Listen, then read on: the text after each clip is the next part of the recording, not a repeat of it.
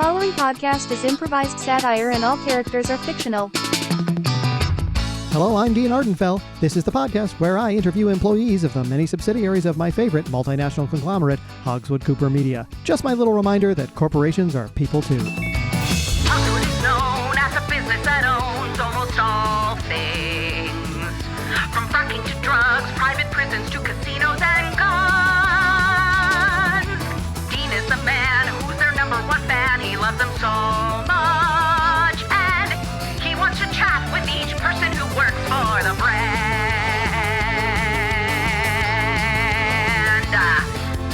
He doesn't work for them. This is a fact you should know.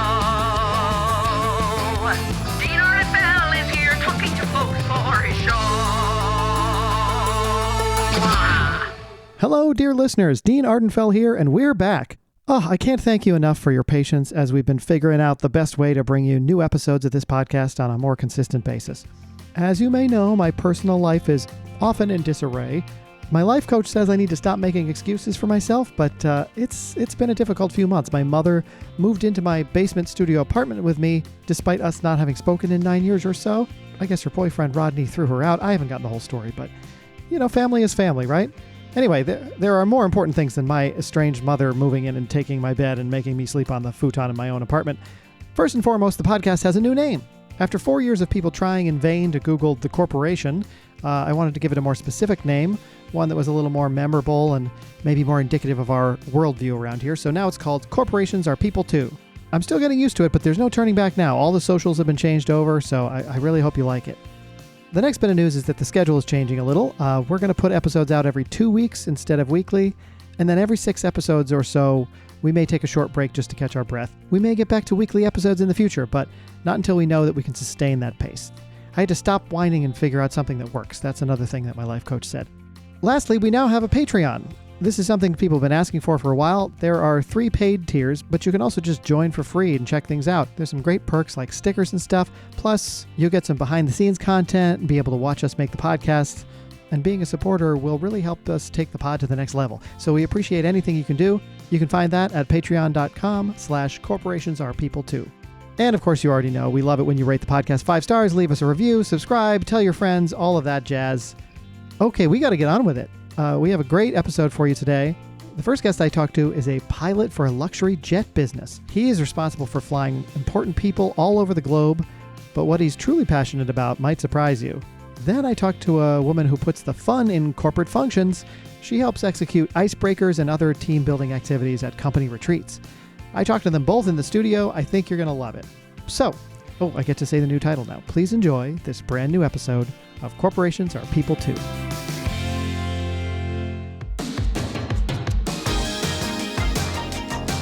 My first guest is a senior pilot for Above It All, the luxury jet service that whisks the corporate elite from place to place in its modern, state-of-the-art charter planes. Their never ask policy means they can move people or goods all over the world, no matter the obstacle. On weekends, he gives amateur haircuts in his garage. Please welcome Pete Whiffspoon. Hey, Pete. Hi, thank you so much for having me on the podcast. Absolutely. I wasn't sure you were done with that sentence. No, I appreciate it. I want to make sure I give you the full... wonderful thing. Sure. You're done with the sentence now, though? Yes. Great, cool. So I just want to ask what it's like to be, 30,000 feet in the air all the time, whisking these VIPs around. Roughly 25,000 to 32,000 feet is where we operate most of our flights. It is an enjoyable job to have, and really enjoy working with some interesting people and some really fun and interesting stories happen up in the sky. I'm sure. And I want you to obviously, share as many as you can with us, but also I know you have a real strict confidentiality clause because these people are important people. If I could tell you some of the stories, I absolutely would. Unfortunately, we do sign many NDAs, which means non-disclosure agreements. Oh, I see. Absolutely. Okay, so this might be a short interview. I'm not not sure. So you I can talk a lot about the haircuts that I do in my we'll garage. get to that for sure. Yeah, that was that's usually I like to add like a little hobby because I like to hear about people's personal lives, and generally doesn't take up the majority of the interview. But I'm more interested in what you're doing for Hogswood Cooper, and specifically the Above It All private jet service. What happens when a billionaire decides, you know what, I don't want to be in New York anymore, I want to be somewhere else? They're going to call your service up, and you're going to be there. And just doesn't matter what the obstacle is. You can get them there no matter what. Yeah. No matter the hour, no matter the weather, we are always ready to fly. And that means that I have to be ready to fly at any given moment. Really? So that must be a heck on your sleep schedule, huh? It really is. It really takes a few of the Z's out of it. And what happens when you're super tired? Maybe you haven't slept at all, and then someone wants you to do a cross, the Atlantic flight or something. Well, Above It All has a no testing policy when it comes to narcotics or stimulants of any kind. I like to do a rough cocktail of a 5-hour energy mixed with about 1.5 grams of cocaine. And the hardest part is keeping it in my nose for as long as possible. Okay, so that's a cocktail that you snort, and the cocaine is some kind of plant, I'm assuming, that keeps you awake for a long time. Yeah, we don't have to talk about that part of it, but you're essentially a long-haul truck driver in that sense, yeah? In a lot of ways, from your lips to God's ears. Sure. And, well, you're a little closer to God than most people, huh? It's like a neti pot, really. The 5-hour energy goes in, and it comes out. So it's a full cycle of the sinuses almost. It is, yeah. It's a flush, if you will. Interesting. So, and famously, it's not just human beings you're traveling around. Sometimes someone in the middle of the night will say, get this suitcase from here to Italy or something. There can be suitcases. There can be people. There can be animals, vegetation, cocaine. Sure. Often, I joke with my co-pilot, the junior pilot. I'm the senior pilot. I see. And I will joke with him that in a lot of ways, we are high-end sex traffickers. Oh, wow. Legal, of course. Everything's above board. Paperwork is all signed. And when you say above board, I mean, I assume, well, there could be a pun there, but I'm assuming with the backing of Hogswood Cooper Media, which is just an enormous, resource for you, it's almost like you can make something that would be illegal for anyone else legal by just throwing money at the fines. And that's an area of the job that I'm not too familiar with. The paperwork is sort of the home office. I just keep the bird in the sky. Yeah, you and the Bert, the junior co-pilot there. Yeah, R.I.P. Recently passed. I hadn't heard. He recently passed. One of the more exotic animals got out of a cage over, I believe, Bogota, and it was messy. Okay. For sure. So it must have been a large and dangerous animal. I really can't disclose. Let's just say that we got one back for those magicians in Las Vegas for Siegfried and Roy. Let's just say, tick one up on the old board for humans one more time. So infamously, Siegfried and Roy were attacked by a tiger. I fail to see how humans are up one on that if your co-pilot was killed by another wild animal. We took 2 down. You took 2 down? Okay, I see. It's so 1 out, 2 in policy, or 1 out, 1 in, 2 out. Again, that's home office. I'd have to refer you to but the someone's home keeping office. score as the wild animals versus humans. Someone is definitely keeping score on the old scoreboard. And I apologize. I know I'm not too energetic for a radio program. Oh, no. But you got a great radio voice, though. Originally, I wasn't even going to be a pilot. I was not. It's not a passion of mine. Really? Haircuttery is a passion of mine. And again, I'd love to talk about that at some point. Sure, and we'll definitely get to that. No, I was working in the home office. Okay. And, doing some number crunching for the folks. And the CEO was coming through. It was a big deal. Yeah. And he heard my voice, and he said, that is a pilot's voice. Wow. And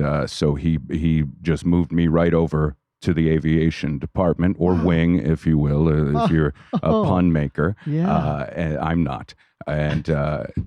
And so I really just sort of jumped into this field voice first. Do you think that happens a lot in the aviation industry, that people fall into that career voice first? Please, we don't like to say fall into the career. Oh, sure. Well, falling upwards, as it were. Yeah. Oh, we found something that made you laugh. I'm having a laughing fit right now. Yeah, you're almost out of control.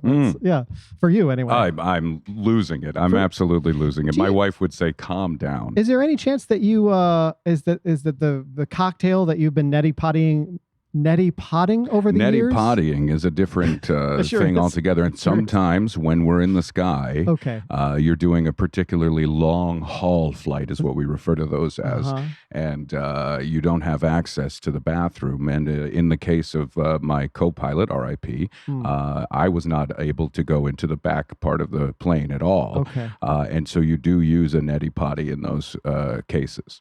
I mean, when that thing happened with your co-pilot, did you keep a calm head when that was happening with the wild Absolutely. animal? You have to keep a calm head because you're in a big metal tube in the clouds and doing what man was never meant to do. And our hubris has allowed us to build machines that just soar through the air. And then we go up there and, we sleep, we watch Netflix. Oh, you do? We go to the bathroom. Autopilot. We masturbate. So do you do those things, or just the that would be passengers. That would be a lot of Okay. passenger-based activity. I can honestly say I have never taken care of myself in that way on a flight. I see. Well, yeah. I mean, runway is a different story, but not a lot of rules, it seems, this company has for you, but it would seem that not masturbating in the cockpit. Being flexible, I think, is important with the clientele that physically we have. or Sometimes flexible physically. Often we have one client in particular. I won't say who. I will only say that this person has a habit of, let's say, buying companies and tanking them. And I remember saying, I can't tell you who it was, but and I said, Mr. Musk, do you really need me to do a human pyramid? And he said, yes, and I want you on top. Wow. And so we did it. Being flexible is very important, but keeping an even, calm head at all times, no matter the case, is very important. I remember when my co-pilot was ripped to shreds, kept an even keel. We tranked the tigers. Oh, okay. Shouldn't have said that. That's all right. We can cut that out. You let it. You have editors that cut and clip. Absolutely. And then we did a quick burial in the sky, and moved on from there. And we got to the airport in record time. I would be remiss if I didn't ask on behalf of my listeners how you bury someone in the sky. Are you familiar with a burial at sea? Sure. That's when they sort of like toss you down the gangplank in a bag. Yeah, it's a wonderful, beautiful process that they do, burial at sea, when someone dies on a ship in all of history. And it could be an admiral of a ship that passes, and they'll all stand on the edge of the boat and then showing highest regard for a person that has passed, they tip a body over the edge. Right. But that's it. But the risk of that body striking anything else is very low once it goes into the water. And I would imagine doing the same with a body at 20,000 feet might be different. Well, the trick there is by the time it hits the ground, we're pretty far away, and no one is the wiser ultimately. Okay. Plausible deniability. I can honestly say there's never been, and also it's a very rare thing that we have to do. Okay.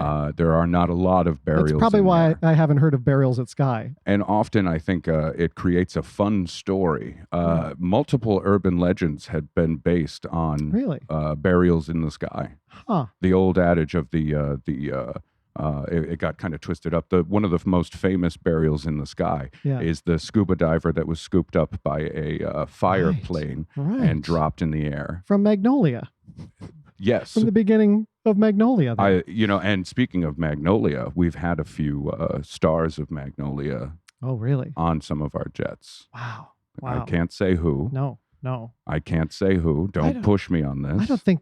I don't picture Tom Cruise flying private, but What do you picture him doing? Well, he usually is standing out on the wing of the plane. I picture Tom Cruise simply going into a field and shouting into the sky until he starts floating.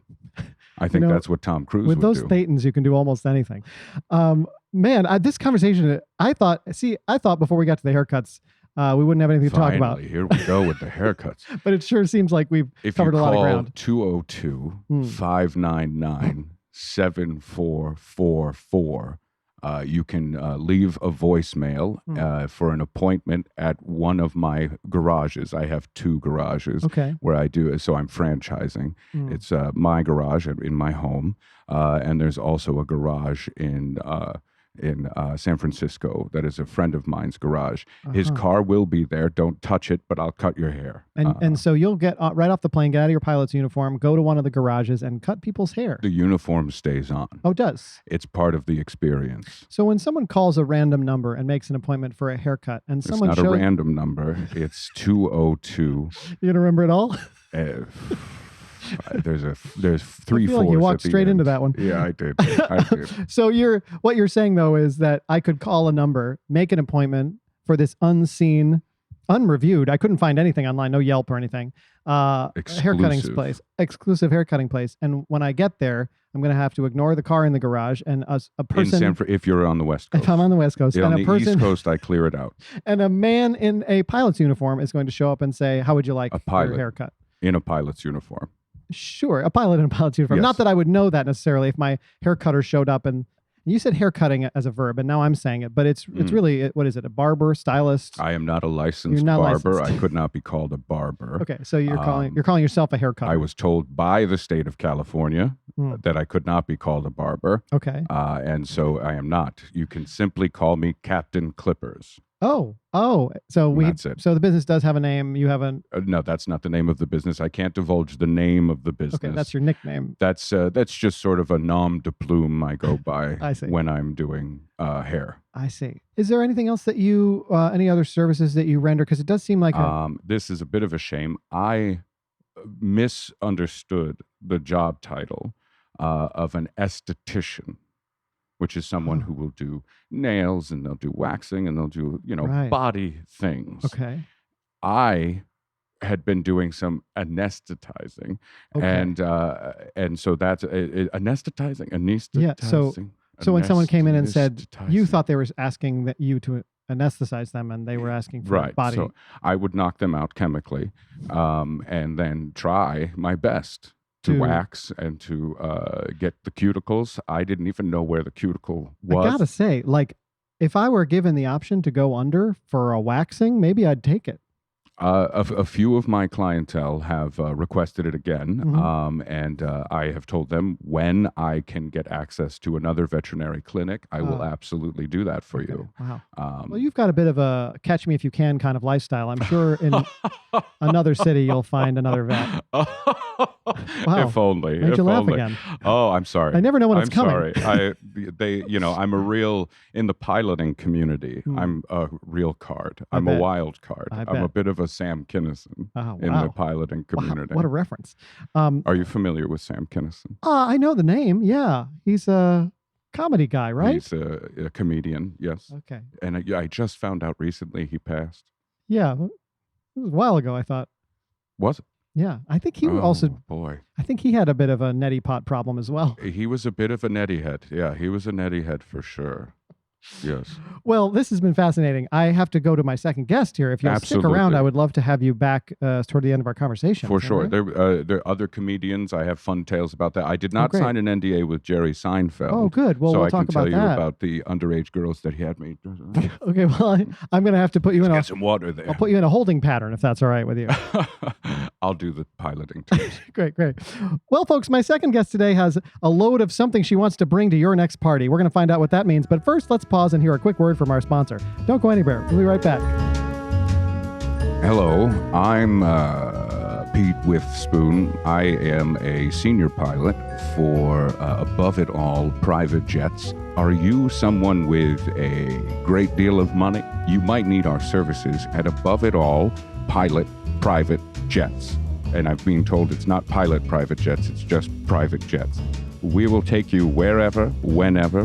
We will ask little to no questions. I think the last flight I had, the only question we asked was, do you want that in the seat next to you, or do you want me to put that above you? And they told us that it was a child. We have no problem with that. We don't even ask if it's your child. There are no metal detectors. The only thing we ask is that anything that may be explosive, you just put up front with us.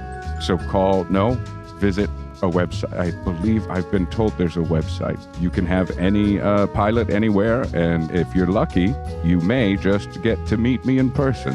And remember, I'm not just a pilot. I'm also a barber. Not legally, but I will cut your hair. Thank you. I love you. And we're back. I'd like to remind you at this point, as I do every show, that I, Dean Ardenfell, am not and have never been an employee of Hogswood Cooper Media or any of its subsidiaries. Okay, we've been talking to Pete Whiffspoon, charter pilot for Above It All, and now I'd like to bring in my second guest, who works for a totally different subsidiary of Hogswood Cooper.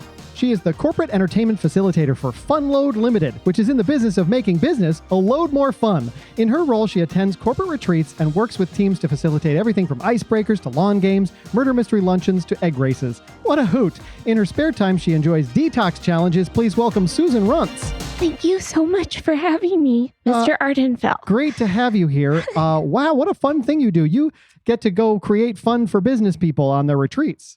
Yes, I do. And it's thrilling to be involved in changing lives, I think of it as. Do you really? Does it? You think that really changes people's lives to go in for 2 days and run a couple of exercises with people?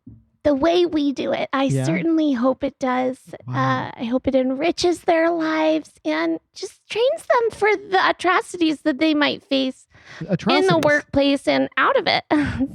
How would some kind of an icebreaker or, a robotics challenge or a sack race or something prepare them for the atrocities of business life? Oh, great. Well, we really like to bring out the competition. I see. I think a lot of corporations are hoping to bring out in their employees. And it's life and death, you might say, I see. So you really lean into the competitive nature of business. And instead of some of these wishy-washy team building things where they're trying to get you all to get along, you pit them against each other in some kind of like death match kind of thing. Yeah. And sometimes you have to form those teams because that's the only way you'll survive. Uh-huh. So they might go back from the weekend and like accounting is gone. Oh, it's gone. I didn't. Oh, wow. So this is truly very much just like weeding out the riffraff for lack of a better way of putting it. Yeah, it's fun for sure. Sure. Some people are having just so much fun. But it's a lot of us helping corporations to downsize in an inventive and productive way, honestly. So. Interesting. I mean, it seems like you're sort of circling around a euphemism here. Are you pitting people against each other in a battle to the literal death, like in the woods at their retreat kind of thing? No one is technically dying. We don't use real firearms. I mean, They are real, but the bullets are just rubber and rubber bullets. And the ammunition is mostly tranquilizers and things like that. So no one is actually dead at the end of the retreat, but those people don't generally want to go back to the workplace after having. So when you say the accounting department may be gone, you don't mean dead and gone. You mean they woke up after being tranked in the woods and decided they didn't want to work for the company anymore. Exactly, wow. Mr. Ardenfell. Yes, they weed themselves out, really. I see. I see. Well, that's, there's so many just wimps, and especially in this day and age, like there's so many cucks working for different departments and stuff. You got to get rid of all those weak people so you can have a strong company. Yes, absolutely. And I think, because I was homeschooled myself and an only child, I have a lot of experience being sad. And so I really can sense that in other people. Really? And it helps me very quickly figure out who the targets are for every retreat that we host. Interesting. Sure. So, I mean, I do get the sense that like, if you were to work for a company like this, you wouldn't last very long, but in a position of power, when you have, you can pit these people against one another, you probably are able to see, because you've been, sitting at that cafeteria table your whole life, you can pick and you can just, who's going to make it and who's not. Yeah, when you're not socializing verbally, your brain really spirals, and you can really develop that muscle.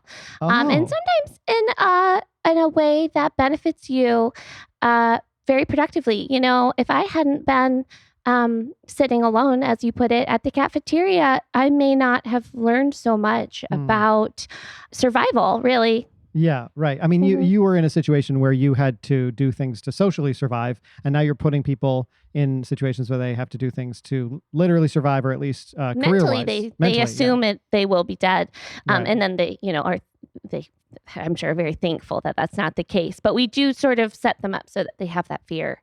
So do they have? This must have a structure. This isn't just let them into the woods with guns with rubber bullets and whoever's last man standing. There must be some structure to these. No, and activities. sometimes, it's not even, a hunt in the woods. We branch out, and sometimes it's pick the right cup. One of them has the poison in it, Wow. and so there's a lot of different kind of ways of playing with human thought. Yeah. Right. But we grow a lot, we grow from trauma, I think. So interesting. It's interesting that the name of your company is Fun Load Limited, and that your whole focus on business the model load, is trauma. But yes.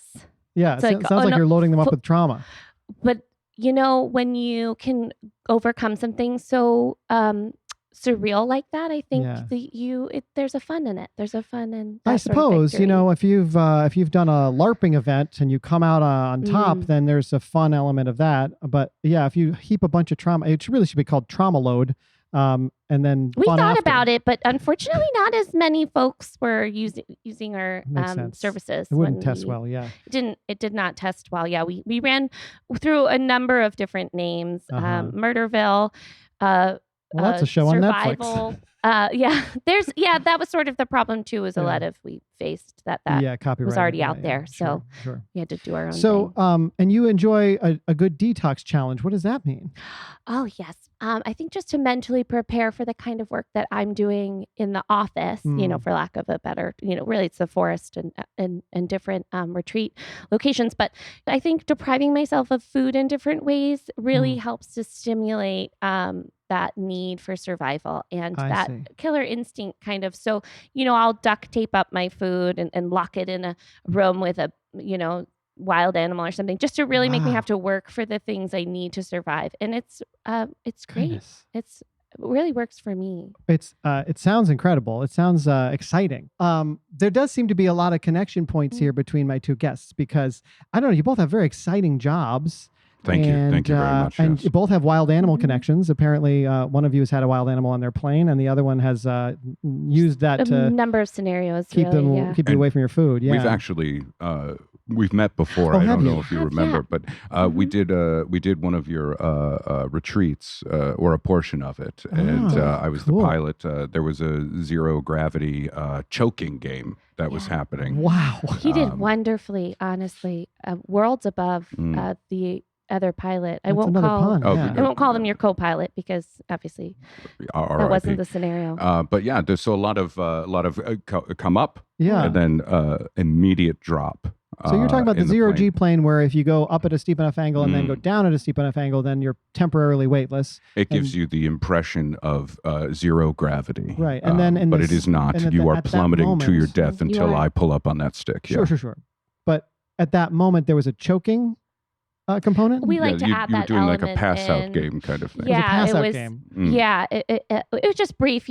How quickly can we get them to pass out, and then add that extra level of fear, because already there's obviously that's a high stakes situation. But now, Pete, were you the person in control of the plane also unconscious? Yes. You were. So I was doing the pass-out game with my then co-pilot, RIP as well. Oh, a different one. I won the game, and so. And I wanted to ask a quick question while you were being interviewed by this gentleman, Dean. First time I'm meeting you. You seem like a lovely man. Oh, thank you. Please. Anytime you want a haircut. My podcast is your podcast. Go ahead. Well, as I said then, please dial 202. And we'll punch the number in later. On the Chiron. Sure. But you had said you were a homeschooled student. I was. Yes. But then you said you sat alone at the cafeteria. I should have picked up on that. Did your family have a cafeteria? Oh, yes. We had actually an entire school. This is fascinating. Yeah. A homeschool? In a school. It was a school. It was I believe it was abandoned in 1930s, and my parents bought it, and it was just me in that building with my dad, who was my tutor. So you weren't being socially ostracized in the lunchroom because there was no one else. It was in the a lot of lunchroom. purposeful isolation from more of my parents, I suppose, than my peers. Emotional abuse is what it is. More emotional abuse from them. Are your parents still alive? I feel like we might need to. No, that's actually one of the opportunities we also have to facilitate with our events at Funload. They are dead. They are both dead mysteriously. And one of the team building exercises that you can do is a murder mystery where you try to solve their disappearance. Your parents' murder? Mm-hmm, yeah. Just specifically your parents' murder? My parents' murder specifically. Has anyone ever done it? No. No one's come close.